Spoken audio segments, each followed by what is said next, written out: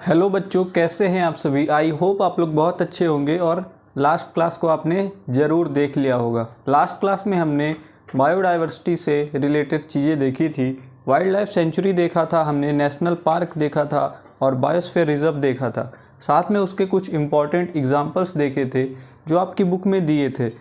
आज हम देखेंगे कुछ और एक्स्ट्रा एग्जाम्पल्स जो प्रीवियस ईयर के क्वेश्चन पेपर्स में आए हुए हैं और एग्ज़ाम में आए हुए हैं। तो ये इम्पॉर्टेंट है और इन्हें आपको जानना चाहिए। ये मैप पॉइंट ऑफ व्यू से बहुत इम्पॉर्टेंट है। अगर आपको एग्ज़ाम में मैप में डिनोट करने को आ जाए कि ये बताइए ये कहाँ पर हैं, तो आपको ये वीडियो बहुत हेल्पफुल रहेगी। साथ में हम डिस्कस करेंगे red data book, endemic species, project tiger और आगे के बहुत सारे टॉपिक्स। तो हम शुरू करते हैं। कुछ हम इम्पॉर्टेंट एग्जाम्पल्स देख लेते हैं। तो वाइल्ड लाइफ सेंचुरी के एग्जाम्पल्स है बच्चों, Bharatpur bird sanctuary Rajasthan. Bharatpur bird sanctuary बहुत ही फेमस है और ये राजस्थान में है।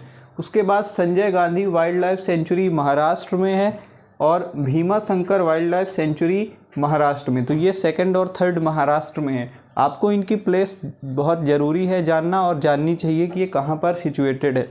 तो वाइल्ड लाइफ सेंचुरी में भरतपुर बर्ड सेंचुरी राजस्थान, साथ में Sanjay Gandhi wildlife sanctuary Maharashtra और Bhima Shankar wildlife sanctuary Maharashtra. तो आपको इनको अच्छे से मैप पर देख लेना है और प्रैक्टिस भी आपको कर लेनी है। Bharatpur bird sanctuary, Sanjay Gandhi wildlife century and Bhima Shankar wildlife century. ये वाइल्ड लाइफ सेंचुरी के बारे में हो गया। अब नेशनल पार्क देखते हैं कुछ इम्पॉर्टेंट जो प्रीवियस ईयर में आए हुए हैं। सबसे पहला है बच्चों कॉर्बेट नेशनल पार्क उत्तराखंड में। साथ में इन्हें आपको याद रखना है कि कहाँ पर सिचुएटेड है। तो Corbett national park Uttarakhand, Kanha national park Madhya Pradesh. तो मध्य प्रदेश में अपने काफ़ी सारे नेशनल पार्क हैं और उनमें से एक इम्पॉर्टेंट नेशनल पार्क है कान्हा नेशनल पार्क, ये मध्य प्रदेश में है। इसके बाद Satpura national park, Satpura national park, ये सतपुड़ा नेशनल पार्क मध्य प्रदेश में है और पचमढ़ी के पास ये सिचुएटेड है। तो सतपुड़ा नेशनल पार्क अपना मध्य प्रदेश में है। इसके बाद Kaziranga national park Assam. Kaziranga national park बहुत फेमस है और ये असम में है। तो इन चीज़ों को आपको साथ में नोट करते चलना है। गिर नेशनल पार्क गुजरात। गुजरात का जो गिर नेशनल पार्क है वो बहुत फेमस है और बहुत इम्पॉर्टेंट है। एशियाटिक लायन यहाँ पर देखे जाते हैं और ये इंटरनेशनल टूरिस्ट के लिए बहुत ही एक फेवरेट डेस्टिनेशन है। तो गिर नेशनल पार्क हमारा गुजरात में है। अगर आप जम्मू कश्मीर में जाएंगे तो वहाँ पर दाचीगाम नेशनल पार्क आपको मिलेगा। तो ये 6th पॉइंट आपको नोट कर लेना है, Dachigam national park Jammu and Kashmir. ये हमने नेशनल पार्क के बारे में अभी तक देख लिया। Corbett national park, Kanha national park, Satpura national park, Kaziranga national park, Gir national park and Dachigam national park Jammu and Kashmir. ये नेशनल पार्क के बारे में हो गया। अब बायोस्फीयर रिजर्व के बारे में भी हमें देखना चाहिए और कुछ हमने यहाँ पर लिखे हैं, नोट कर लीजिए आप इन्हें। सबसे पहला है Nanda Devi biosphere reserve. Nanda Devi biosphere reserve Uttarakhand में सिचुएटेड है। तो ये फर्स्ट हो गया। इसके बाद Nilgiri biosphere reserve Tamil Nadu. Nilgiri biosphere reserve कहाँ पर है बच्चों? तमिलनाडु में है। इसके बाद पचमढ़ी बायोस्फीयर रिजर्व। तो पचमढ़ी अपने आप में एक बायोस्फीयर रिजर्व भी है। साथ में यहाँ पर सतपुड़ा नेशनल पार्क भी पाया जाता है। तो पचमढ़ी बायोस्फीयर रिजर्व यहाँ पर मध्य प्रदेश में सिचुएटेड है। Pachmarhi biosphere reserve Madhya Pradesh MP। और लास्ट में Sundarban biosphere reserve west Bengal. Sundarban delta वहाँ पर रिवर्स बनाती है वेस्ट बंगाल में और वहाँ पर सुंदरबन बायोस्फीयर रिजर्व भी पाया जाता है। तो वेस्ट बंगाल में बायोस्फीयर रिजर्व की बात करें तो सुंदरबन बायोस्फीयर रिजर्व मिलता है। तो ये हमने कुछ इम्पॉर्टेंट एग्जाम्पल्स यहाँ पर मेंशन किए, साथ में आपको इन्हें नोट करना है और अच्छे से प्रैक्टिस कर लेनी है। इसके बाद हम देखते हैं प्रोजेक्ट टाइगर के बारे में और उसके बाद हम देखेंगे और बहुत सारे टॉपिक्स। अब बच्चों देखते हैं प्रोजेक्ट टाइगर के बारे में कि प्रोजेक्ट टाइगर क्या है। तो बच्चों प्रोजेक्ट टाइगर में हमारा ऑब्जेक्टिव था, गवर्नमेंट ऑफ इंडिया का ऑब्जेक्टिव था कि किसी भी तरह से प्रोजेक्ट टाइगर में टाइगर्स की पॉपुलेशन को बचाया जाए। ये टाइगर के लिए प्रोजेक्ट तैयार किया गया था, ये लॉन्च किया गया था। सोचिए इंसान इतना क्रूल हो गया, इतना निर्दयी हो गया, इतना हार्मफुल और डेंजरस हो गया। सोचिए बच्चों, ह्यूमन बींग्स इतना डेंजरस हो गए वाइल्ड एनिमल्स के लिए, इतना ज़्यादा ये हार्मफुल हो गए कि प्रोजेक्ट टाइगर जैसा कोई हमें प्रोग्राम लॉन्च करना पड़ा। गवर्नमेंट ऑफ इंडिया को सोचना पड़ा कि अगर ऐसा ही चलता रहा तो टाइगर्स की पॉपुलेशन तो समाप्त हो जाएगी। आगे आने वाली जनरेशन्स को हमें सिर्फ टाइगर फ़ोटो और रील्स में ही हमें सिर्फ दिखाना पड़ेगा, रियल लाइफ में वो टाइगर देख ही नहीं पाएंगे। तो इसी चीज़ को ध्यान में रखते हुए हमारा ये ऑब्जेक्टिव था कि टाइगर की जो पॉपुलेशन है वो बनी रहे, ज़्यादा बहुत ही कम ना चली जाए, वो ग्रो करती रहे, टाइगर की पॉपुलेशन एक अच्छे खासे नंबर में रहे। तो इसीलिए प्रोजेक्ट टाइगर को लॉन्च किया गया। आइए देखते हैं इसके बारे में और डिटेल्स। तो बच्चों, प्रोजेक्ट टाइगर लॉन्च किया गया था टाइगर्स को प्रोटेक्ट करने के लिए। Launched by government to protect tigers in the country. ये किस लिए लॉन्च किया गया था? ये लॉन्च किया गया था जिससे कि हम टाइगर्स को प्रोटेक्ट कर सके अपने देश भर में। और ये इसका ऑब्जेक्टिव क्या था? ऑब्जेक्टिव हमेशा आप लिखिए, ensure the survival and maintenance of the tiger population.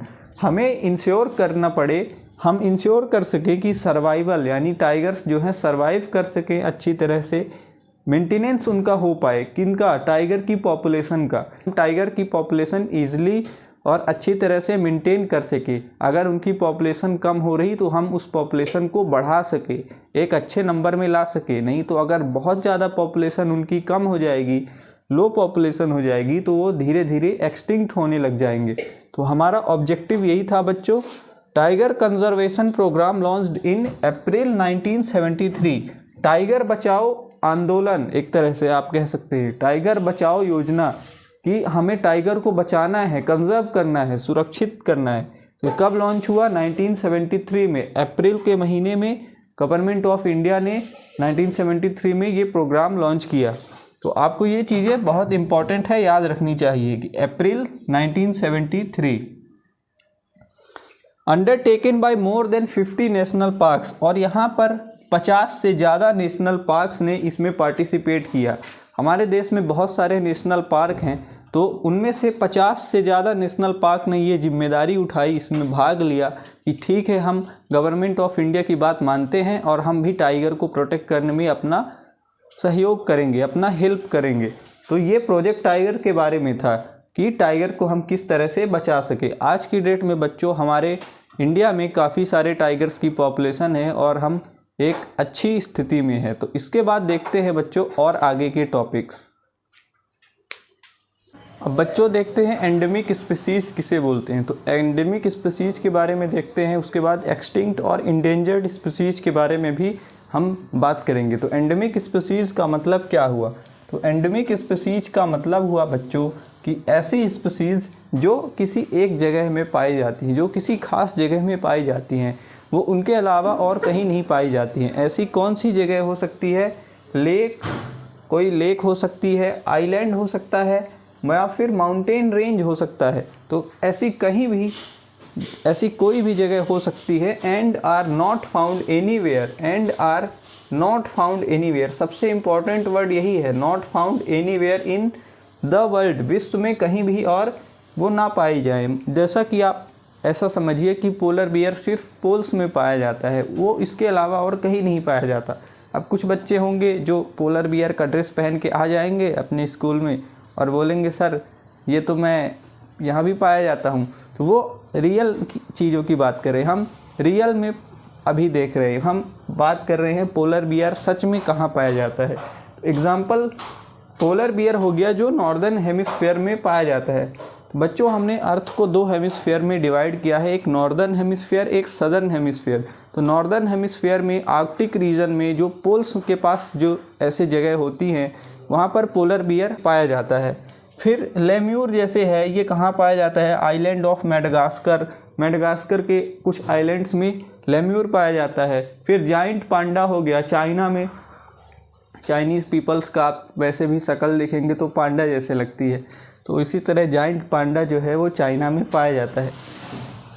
तो ये एंडेमिक स्पीसीज़ हो गए, जाइंट पांडा इन चाइना। इसी तरह नीलगिरी टार, नीलगिरी टार एक वाइल्ड शीप है जो कहाँ मिलता है? नीलगिरी हिल्स में मिलता है, हमारे वेस्टर्न घाट्स में। ये इंडिया में पाया जाता है, found in Nilgiri hills of the western Ghats in India. तो इंडिया में भी बहुत सारी चीज़ें एंडेमिक हैं, बहुत सारी चीज़ें हमारे पास भी ऐसी हैं जो कहीं और नहीं पाई जाती हैं।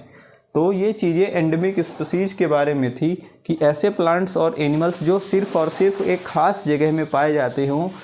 इस plants and animals that are native to a specific geographic areas, वो किसी ख़ास जगह में पाए जाते हों और उसके अलावा वो कहीं और ना पाए जाते हों, ऐसी स्पीसीज को हम बोलेंगे एंडेमिक स्पीसीज। इसके बाद हम देखते हैं एक्सटिंक्ट और एंडेंजर्ड स्पीसीज किसे बोलते हैं।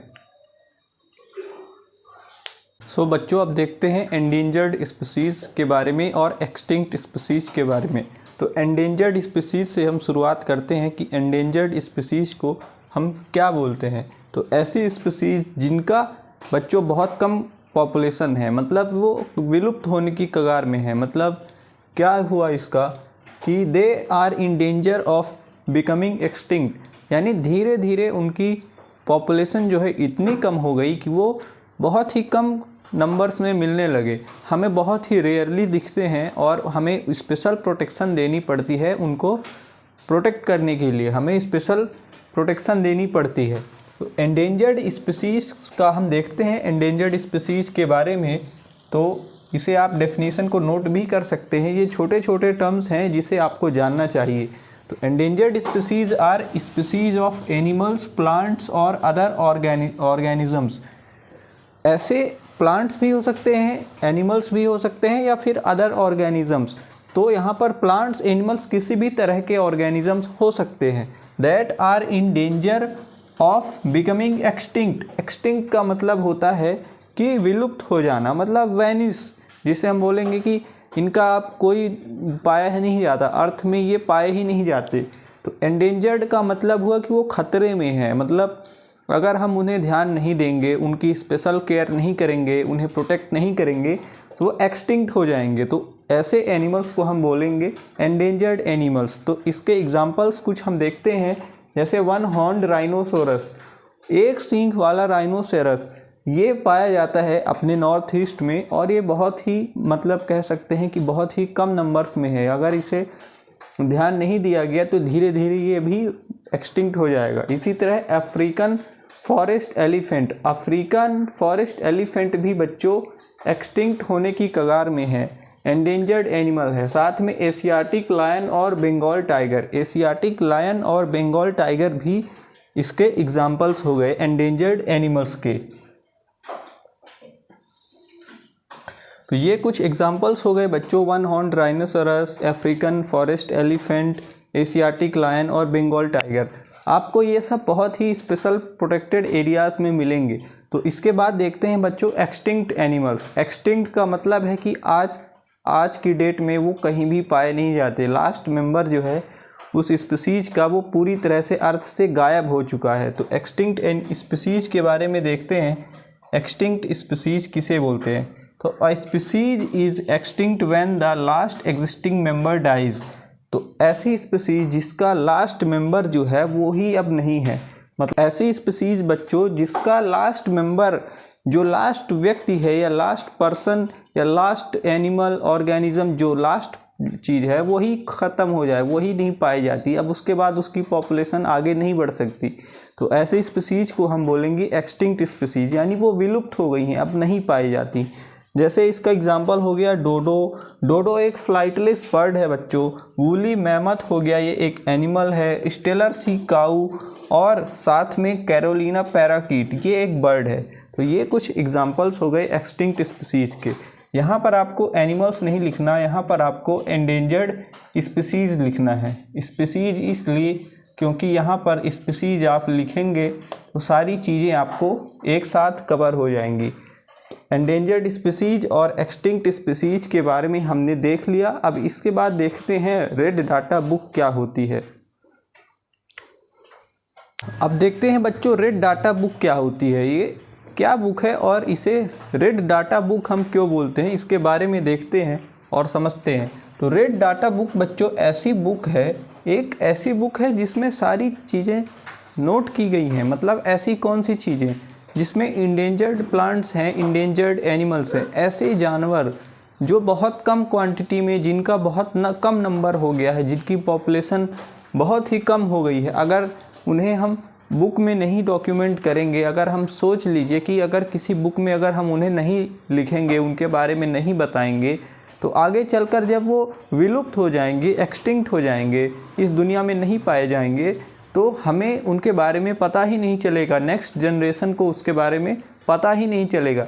इसलिए हम इनको बुक में लिखते हैं, प्रॉपर नोट करते हैं, और इस बुक को हम बोलते हैं रेड डाटा बुक। तो रेड डाटा बुक एक तरह का डॉक्यूमेंट है, a document established for documenting rare and endangered species of animals, plants and fungi. तो एनिमल्स, प्लांट्स और फंजाई की जो रेयर हैं और जो एंडेंजर्ड स्पीसीज हैं, उनको ये बुक नोट करती है, डॉक्यूमेंट करती है, और उसके बारे में वो अच्छी तरह से चीज़ें बताती है। It is the source book that keeps a record of all the endangered plants and animals. तो ये ऐसी बुक है जो किस चीज़ का रिकॉर्ड मेंटेन करती है? एंडेंजर्ड प्लांट्स एंड एनिमल्स का। इसे हम सोर्स बुक क्यों बोलते हैं? क्योंकि ये ऐसी बुक है बच्चों जिससे हम कह सकते हैं कि हमें अगर कोई भी प्लांट्स और एनिमल्स के बारे में जानना है तो हम इस बुक को देखेंगे, एक तरह से ये सोर्स का काम करेगी, तो इसलिए हम इसे सोर्स बुक बोलते हैं। इसके कुछ एग्जांपल्स हो गए, जैसे फ्लाइंग स्क्वेरल, ये फ्लाइंग स्क्वेरल इसका एग्जांपल हो गया। Indian giant squirrel, black bug को बच्चों हम काला हिरण भी बोलते हैं, और आपने सुना होगा एक फेमस सेलिब्रिटी के साथ इसका केस आपने सुना होगा। अगर आपने इस चीज़ के बारे में ध्यान से सुना है तो आप कमेंट्स में बताइए। तो ब्लैक बग हो गया बच्चों, और flying squirrel, Himalayan musk deer हो गया, ग्रेट इंडियन राइनोसोरस, और स्नो लेपर्ड और टाइगर। तो ये कुछ ऐसे एनिमल्स हैं, कुछ ऐसे जानवर हैं जो बहुत कम पाए जाते हैं, और इन जानवर को रेड डाटा बुक में नोट किया गया है, लिखा गया है, ताकि अगर कल को ये एक्सटिंक्ट हो जाएं, इस दुनिया में नहीं पाए जाएं, तो हम नेक्स्ट जनरेशन को बता तो सकें कि हम इस तरह के जानवर, इस तरह के एनिमल्स पाए जाते थे आज से कुछ समय पहले। तो आई होप आपको रेड डाटा बुक के बारे में अच्छे से समझ में आ गया होगा। अब इसके बाद हम बच्चों और भी कुछ टॉपिक्स देखते हैं, छोटे छोटे, जो हमारे अभी बच गए हैं। सो बच्चों, अब देखते हैं माइग्रेशन के बारे में, कि माइग्रेशन एक छोटा सा हेडिंग है, छोटा सा वर्ड है, आपकी बुक में दिया है। माइग्रेशन क्या है? तो माइग्रेशन के बारे में समझते हैं। तो माइग्रेशन क्या है बच्चों? माइग्रेशन एक तरह का मूवमेंट है। ये एक तरह का मूवमेंट है एक जगह से दूसरी जगह। ये किस लिए होता है? ये काफ़ी सारी चीज़ों के लिए होता है, जैसे कि टेम्परेचर की वजह, कि अगर किसी जगह का टेम्परेचर बहुत ज़्यादा कम हो गया या बहुत ज़्यादा बढ़ गया, या फिर प्रोटेक्शन के लिए, कि मान लीजिए कि कोई भी एनिमल, कोई भी बर्ड, तो अगर उसे कोई भी तरह का थ्रेट है, अगर उसे खतरा है किसी भी प्रकार का, तो वो जगह को चेंज कर सकती है, तो उसे हम माइग्रेशन बोलेंगे। या फिर वो अपने भोजन के तलाश में अगर एक जगह से दूसरे जगह जाए कुछ लंबे वक्त के लिए, तो हम उसे बोलेंगे माइग्रेशन। तो माइग्रेशन में भी एक काफ़ी तरह के टाइप्स होते हैं, कि कोई भी दूर का माइग्रेशन, लॉन्ग डिस्टेंस माइग्रेशन या शॉर्ट डिस्टेंस माइग्रेशन, वो सारी चीज़ें हायर क्लास की हैं। तो अभी हम समझते हैं माइग्रेशन के बारे में सिंपल सी डेफिनेशन, कि it is the movement of living organisms. ये लिविंग ऑर्गेनिजम्स की मूवमेंट को हम माइग्रेशन बोलते हैं। From one place to another at a specific time every year. हर साल एक तय समय में, एक ख़ास समय में कुछ ऐसे ऑर्गेनिजम्स होते हैं, कुछ ऐसे एनिमल्स होते हैं, बर्ड्स होते हैं, तो वो एक जगह से दूसरी जगह पर आते जाते रहते हैं। तो इसी प्रोसेस को हम बोलेंगे माइग्रेशन। इसके कुछ कारण हैं, इसके बारे में हम डिस्कस करते हैं कि ये मूवमेंट क्यों करते हैं, क्या वजह है। तो इसके बारे में देखते हैं, रीजन्स इसके देखते हैं। तो रीजन्स में पहला रीज़न है बच्चों फॉर प्रोटेक्शन, कि प्रोटेक्शन के लिए ये एक जगह से दूसरी जगह पर जाते हैं। अगर कोई भी इन्हें खतरा महसूस होता है तो ये जल्दी से अपनी जगह चेंज कर देते हैं, माइग्रेट कर जाते हैं। To find and search better places for food, भोजन की तलाश में और अच्छी जगह ढूंढना। आप जानते हैं हर कोई अच्छी चीज़ के लिए काम कर रहा है। वो जानते हैं कि ह्यूमंस भी हर दिन मेहनत इसीलिए करते हैं ताकि उनका फ्यूचर और अच्छा रहे और ब्राइट रहे। तो इसी तरह बर्ड्स भी, इसी तरह एनिमल्स भी नई नई जगह जाते रहते हैं, नई नए प्लेसेस को एक्सप्लोर करते हैं, मूवमेंट करते हैं ताकि उन्हें और अच्छी जगह मिल पाए जहाँ पर वो फूड उन्हें ईजिली मिल जाए। भोजन की तलाश में, to search better places for food. इसके बाद बच्चों सीजनल चेंजेस। सीजनल चेंजेस का मतलब हुआ कि कोई भी खास तरह का सीज़न जो उनके सूटेबल नहीं है। जिस सीज़न में मान लीजिए कि हम ही जैसे हैं, ह्यूमंस की ही बात करें तो हमें अगर बहुत ज़्यादा गर्मी अगर किसी भी जगह पे लगेगी, हम उस जगह से शिफ्ट हो जाएंगे, मतलब चेंज कर देंगे। तो इसी तरह हमने भी अपनी जगह को चेंज किया, तो बर्ड्स और एनिमल्स भी इसी तरह अपनी जगह को चेंज करते हैं और सीजनल चेंजेस के कारण माइग्रेशन होता है। इसी तरह नेस्टिंग लोकेशंस। फिर जैसे फोर्थ पॉइंट हो गया कि नेस्टिंग लोकेशन। अगर उन्हें घोंसला बनाना है, अपना घर बनाना है, तो अपनी जगह को जहाँ पर वो उन्हें बनाना है घर, नेस्ट बनाना है, तो उन्हें चेंज करना पड़ेगा। तो नेस्टिंग लोकेशंस भी एक वजह है बच्चों जिसके कारण बर्ड्स जो हैं, एनिमल्स जो है माइग्रेट करते हैं। कुछ एनिमल्स जो अपना घर बनाते हैं कुछ खास जगह में बनाते हैं, अगर उन्हें कुछ प्रॉब्लम हुई तो दूसरी जगह बनाने चले जाएंगे, दूसरी जगह प्रॉब्लम हुई तो तीसरी जगह चले जाएंगे। तो इस वजह से घर बनाने की भी एक वजह है जिस वजह से वो माइग्रेट करते हैं। और लास्ट में फिफ्थ पॉइंट है बच्चों, जो पांचवा पॉइंट है वो टेम्परेचर। तो टेम्परेचर भी एक तरह से सीजनल चेंजेस से रिलेटेड है। तो अगर उन्हें टेम्परेचर फेवरेबल नहीं लगा, अगर उनके हिसाब से रहने लायक नहीं हुआ, तो वो अपनी लोकेशन चेंज कर देंगे और इसी प्रोसेस को हम बोलेंगे बच्चों माइग्रेशन। तो माइग्रेशन की डेफिनेशन आपने देखी कि ये एक तरह का मूवमेंट है लिविंग ऑर्गेनिजम्स का, एक जगह से दूसरी जगह एक खास तरह के टाइम में, एक स्पेसिफिक टाइम में। ये हर साल होता है, ये हर साल होने वाली प्रक्रिया है, प्रोसेस है। और इसके कुछ रीजन्स है बच्चों, जिनमें पहला रीज़न है प्रोटेक्शन। अगर उन्हें खतरा हुआ तो जगह चेंज करेंगे।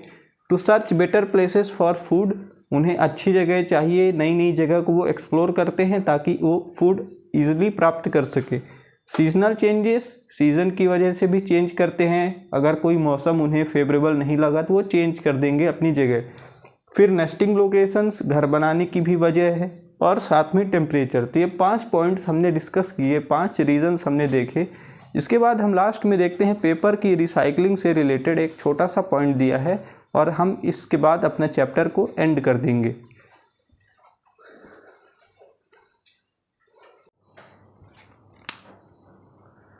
सो बच्चों, अब लास्ट के हमारे कुछ टॉपिक्स बचे हैं, उनमें से रिसाइकलिंग ऑफ पेपर एक हमारा टॉपिक है। रिफॉरेस्टेशन और एफॉरेस्टेशन के बारे में हमें समझना है। तो शुरुआत करते हैं रिसाइकलिंग ऑफ पेपर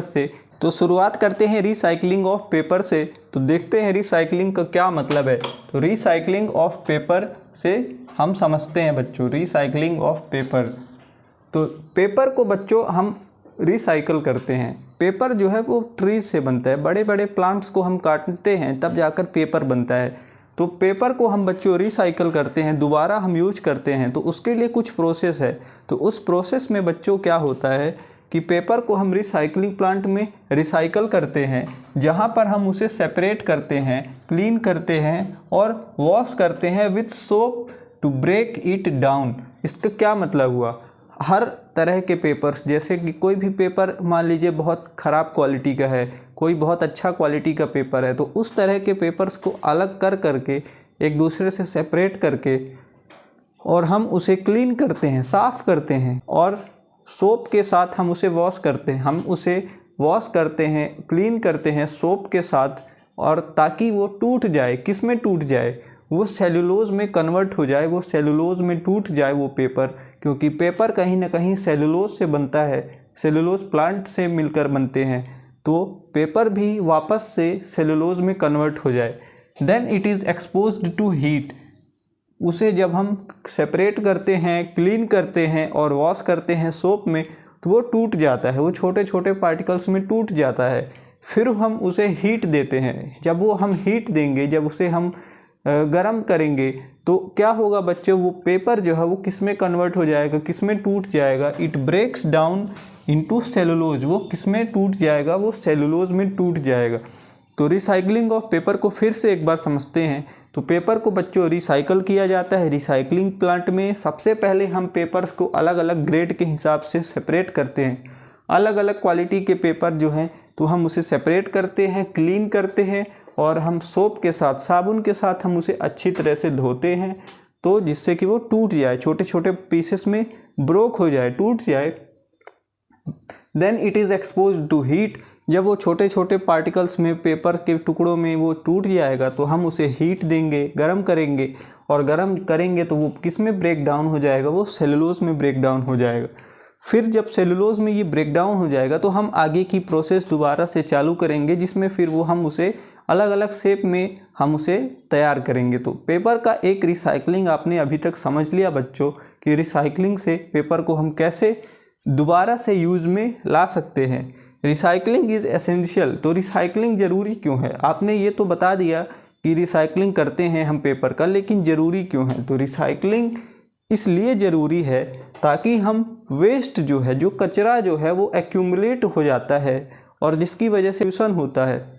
ऐसा समझिए कि जो भी कचरा एक जगह पे एक्यूमुलेट हो जाएगा, इकट्ठा हो जाएगा, जमा हो जाएगा, उसका एक तरह से बहुत ज़्यादा वो कचरे का पहाड़ बन जाएगा, तो उसे हमको कम करना है, उसे बढ़ाना नहीं है। और पॉल्यूशन जो होगा तो हम उसे कम करना है। तो इसको ध्यान में रखते हुए हम रिसाइकलिंग करते हैं। Recycling is done to minimise waste accumulation. Waste जो है, जो वेस्ट जिसको हम इजीली अपने यूज़ में ला सकते हैं, अगर वही कम हो जाए तो ये बहुत अच्छी बात होगी और पॉल्यूशन भी इससे कम होगा। And reduce pollution. तो रिसाइकलिंग इसलिए करते हैं बच्चों ताकि हम जो वेस्ट इकट्ठा हो रहा है उसको कम कर सकें और हम पॉल्यूशन को कम कर सकें, उसे कंट्रोल में हम ला सकें। उसके बाद बच्चों दो टर्म्स दी हुई हैं, रीफॉरेस्टेशन और एफॉरेस्टेशन। तो रीफॉरेस्टेशन के बारे में समझते हैं कि रीफॉरेस्टेशन से क्या मतलब है। तो रीफॉरेस्टेशन का मतलब है बच्चों कि ऐसी जगह जहाँ पर पहले जंगल था, इंसानों ने उसे अपने फ़ायदे के लिए उसे नष्ट कर दिया, तबाह कर दिया, और अब मानवता के लिए, कि ह्यूमन के लिए, मैनकाइंड के लिए उसे दोबारा जीवित कर रहे हैं उस जंगल को। प्रोसेस ऑफ रीजनरेटिंग और replanting forest areas that have been destroyed, जो डिस्ट्रॉयड हो चुके हैं और damaged for the benefit of mankind. ऐसी जगह पर हम दोबारा से वृक्ष लगाएं, वृक्षारोपण करें।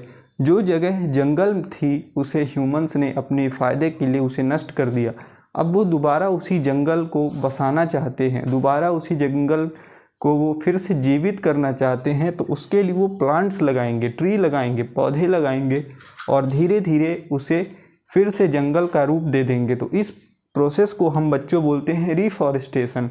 और एफॉरेस्टेशन क्या होता है बच्चों, दोनों में थोड़ा सा ही डिफरेंस है। तो एफॉरेस्टेशन का मतलब हुआ बच्चों planting of trees. Planting of trees in an area where, जहाँ पर there was no tree cover earlier. तो देयर वॉज नो वर्ड बहुत ज़रूरी है। तो एफॉरेस्टेशन में होता क्या है कि ऐसी जगह पर हम ट्री लगाते हैं, पौधे लगाते हैं जहाँ पर पहले कोई प्लांट नहीं था। दोनों प्रोसेस में एक मेजर डिफरेंस है। यहाँ पर पहले जंगल था तो हमने जंगल को काटा और दोबारा से हम उसी जगह पर पेड़ लगा रहे हैं ताकि वो फिर से जंगल का रूप ले ले। लेकिन एफॉरेस्टेशन में वहाँ पर कोई प्लांट नहीं था, ऐसी जगह पर हम लगाते हैं जो खाली थी, पहले से वहाँ पर कोई जंगल नहीं था, कोई पेड़ नहीं थे, लेकिन हमारा मन किया, हम नेचर को प्रोटेक्ट करना चाहते हैं, टेम्परेचर को, इन्वायरमेंट को हम कंट्रोल में करना चाहते हैं, प्रोटेक्ट करना चाहते हैं। तो हमने अपने लिए क्या किया, वहाँ पर ट्री लगाया, पौधे लगाए, छोटे छोटे प्लांट्स लगाए जो आगे चलकर ट्री का रूप ले लेंगे।